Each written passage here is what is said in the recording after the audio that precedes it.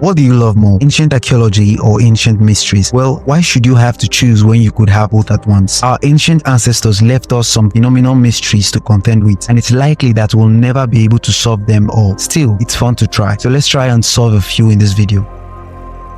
If Batman is your favorite superhero, you might have something in common with the ancient Zapotec people of Mexico. The Batman they believed in wasn't a hero, he was a full-blown deity. He's also the subject of the stunning jade marks, which was found in what remains of the pyramids of Monte Alban. This was the center point of Zapotec culture 2,000 years ago, and it seems that worshipping the marks of the Bat god was central to their beliefs. The marks is a remarkable technical accomplishment for the people of the time. It is made of more than 20 separate pieces of jade, with painted yellow shells representing the eyes. Nobody is 100% sure why bats were so significant to the Zapotec, but it's thought that they were fascinated by the way vampire bats drank blood from cows. Bats were honored through human sacrifice. Presumably, those sacrifices were carried out by the priest wearing a mask very similar to this one. Maybe they even shone a bat signal into the night sky to let people know it was time to witness the ritual.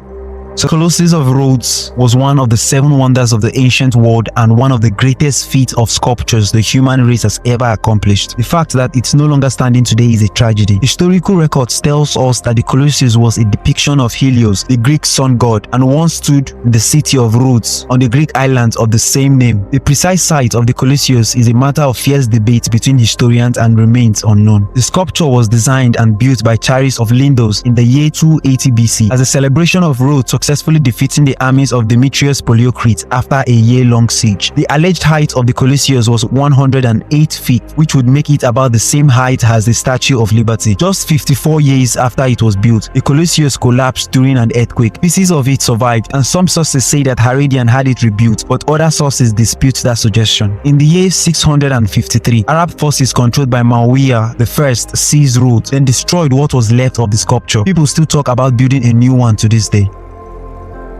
Our next discovery takes us to the Sikh-Gazi district in Exlysia in Turkey, where municipal workers accidentally found a strange-looking ancient sarcophagus during what ought to have been routine excavation in March 2021. The sarcophagus is made of marble but is just 4 feet 9 inches long and 12 inches wide. Thus far, it hasn't even been possible to determine its exact age, although it's reasonable to estimate that it was made several thousand years ago. It's badly damaged, so it's sadly no longer possible to read the inscriptions that once marked its surface. As we can see in these images, the sarcophagus is separated into several pieces and appears to come with a separate container for the head. It's a design that archaeologists have never come across before, and they are not entirely sure what to make of it. What they can say with certainty is that the sarcophagus is empty, which begs the question, why was it buried in the first place? Was it a symbolic burial? Did someone rob the grave thousands of years ago but leave the sarcophagus behind? Sadly, we suspect we will never get answers to this question. There is a wall in Zahab County, Iran, that's been compared to Hadrian's Wall in England. We don't think that's a fair comparison to make. We know who built Hadrian's Wall. It was the ancient Romans. We also know why they built it, to keep out their scalp. By contrast, we have no idea who built the walls in Iran or why. The only thing it has in common with the Hadrian's Wall is that with a length of roughly 70 miles, it's about the same size. The wall has a volume of more than 35 million cubic feet of stone. The resources and manpower involved in putting it together would have been enormous, and yet there is no historical record of its construction. All archaeologists can do is to take their best guess based on fragments and pottery found along the wall. They think it was built somewhere between 2,400 and 1,400 years ago. It's a very large window, but that is the best they can do. Although it's a relatively new discovery to archaeologists, people living near the wall have always known of its existence and refer to it as the Gari Wall. However, even they can't shed any light on its origin. Speaking of ancient mystery set in stone, let's take a look at the enigmatic rock art of Gaba stone in Iran. Collection of petroglyphs at the site is truly enormous, and some experts believe that the oldest of the artwork dates back more than 40,000 years. In some ways, you could look at this as a collection of art that traces the history of humanity in this part of Eurasia, from the Paleolithic era all the way through to the Middle Ages. It's impossible to say how many individual pieces of art there are here because experts don't believe they have found them all yet, but it's safe to say that the number is at least 6,000. Many of the pieces are little more than crude drawings of plants and animals, but there are also many representations of humans performing a wide variety of activities. It's thought that the first archaeologist to properly document Gavastone was the Norwegian adventurer Thor Heyerdahl in 1981. He returned to the site 4 times between then and 2000 and went to his grave convinced that at least some of the artwork was created by Vikings. Not everyone shared those views, but there do appear to be similarities to Viking artwork in places.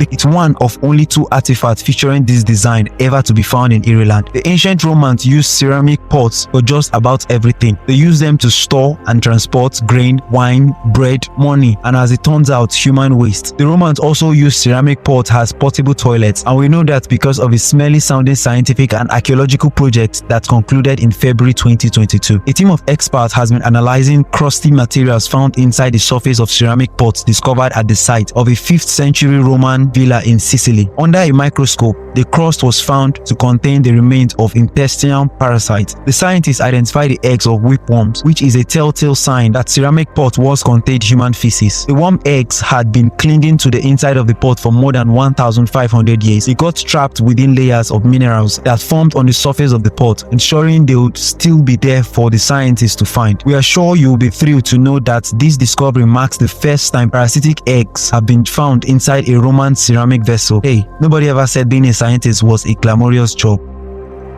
The Hollywood stone sounds like something you'd expect to find on a visit to California, but it isn't. Instead, you find it thousands of miles away in County Wicklow, Ireland. There's a Hollywood in County Wicklow, just like there's a Hollywood in California, and it's probably best known for being the place where the boulder known as Hollywood Stone was discovered in 1908. The stone is actually a granite boulder roughly 4 feet tall and 3 feet wide, with a elaborate pattern carved into its face. Based on the style of the design, historians think that it was influenced by Christian tradition and was probably created during the Middle Ages. We cannot say for sure because dating stone is almost impossible and part of the pattern has been chipped away at some point in the distant past. Any chance of obtaining a reliable date for the artifact was probably gone forever the moment that the people who found it moved it from its original location so they could take a better look at it indoors. The labyrinth design is thought to be symbolic of a pilgrim's spiritual journey towards his destination with a cross at the center. About 13,700 years ago, a tribe of Magdalenian hunter-gatherers took shelter in a Spanish cave. While they were there, they etched some markings into the cave wall. After studying the markings since 2009, archaeologists now believe that these markings represent the oldest map in Western Europe. A team of experts from the University of Zaragoza has interpreted the etchings as depictions of peaks, rivers, scrublands, and ponds. There also appear to be a few representations of animals included, perhaps as examples of what could be hunted in each area. It might be a plan for a coming hunt or even the story of a hunt that happened in the past, but including a visual eye to the area where the hunt took place would make it a map. The alleged map is inside a legendary cave of Abut La Mula, which is already notorious because local folklore claims it is the home of bird-footed nymphs. Legends aside, it was probably a strategically important place for ancient hunters because of the excellent views it provided of the canyons below. The petroglyphs of Polish are not as the name might suggest in Poland. Instead, you find them in San Martin, Peru. The name, age, and authenticity of these alleged petroglyphs remain open to question. Even the caretaker who looks after them changes his story occasionally. Sometimes he insists they were drawn by pre-Columbian explorers. Other times he claimed they were created by natives under the influence of ayahuasca. Some tourists even say that he told them the drawings depict dinosaurs made by people who had seen the giant lizard with their own eyes. The symbols are certainly striking. They stand out from the grey boulders they are painted on because of the white mineral pigment used, which makes them appear almost luminous. The petroglyphs weren't discovered until 1966 and have never been seriously examined by archaeologists, most of whom suspect a hoax. However, there is no reason to dismiss the idea that they could be authentic glyphs created by the Chachapoyas culture. It's high time somebody paid them a proper visit to determine the fact. The Lubushiasko birch wheel is the oldest wooden wheel in the world. That's not to say it was the first wooden wheel ever invented. That would be ridiculous, but it's fantastically old. The artifact was found in Ljubljana Marsh in Slovenia in 2002. Radiocarbon dating tests carried out in the vineyard determined the wheel to be around 5,150 years old. Unsurprisingly, the marsh where the wheel was found is now a UNESCO World Heritage Site. The wheel wasn't actually the first historical artifact of significance to be found in the marsh. That honor goes to pieces of old pile style dwellings that were recovered in the late 19th century, it's thought that the region has been settled by humans for at least 9,000 years. It's likely that the wheel was one of two in the prehistoric two-wheel pushcart, an idea supported by the fact that it was found with an axle. The axle is made of oak, while the wheel is made of ash wood. Similar designs have been seen on old wheels recovered from sites in Switzerland and Germany, although those wheels are nowhere near as old. Indeed, this is the first direct evidence that the development of the wheel might have happened in Europe and Mesopotamia simultaneously. There is a burial ground in northern France that contains the remains of numerous stone-aged men and just one woman. These people were laid to rest in the monumental cemetery some 6,500 years ago. What's puzzling archaeologists about the discovery isn't just the presence of the woman, but the fact that she was the only person at the site to be buried with weapons. To be more specific, she was buried with arrowheads. Experts aren't sure what to make of both the fact that she was a woman and the fact that she was buried with weapons and surrounded by men. Might she have been their queen? If so, why were none of her people armed so they could protect her? Was she a warrior woman who protected her tribes? Was she viewed as a male by her peers? Perhaps the act of burying her along with her weapons made her symbolically male and gave her the right to be buried alongside men. Actually, on the other hand, maybe our confusion has more to do with the fact that there is still way too much we don't know about the lives and cultures of our Neolithic ancestors.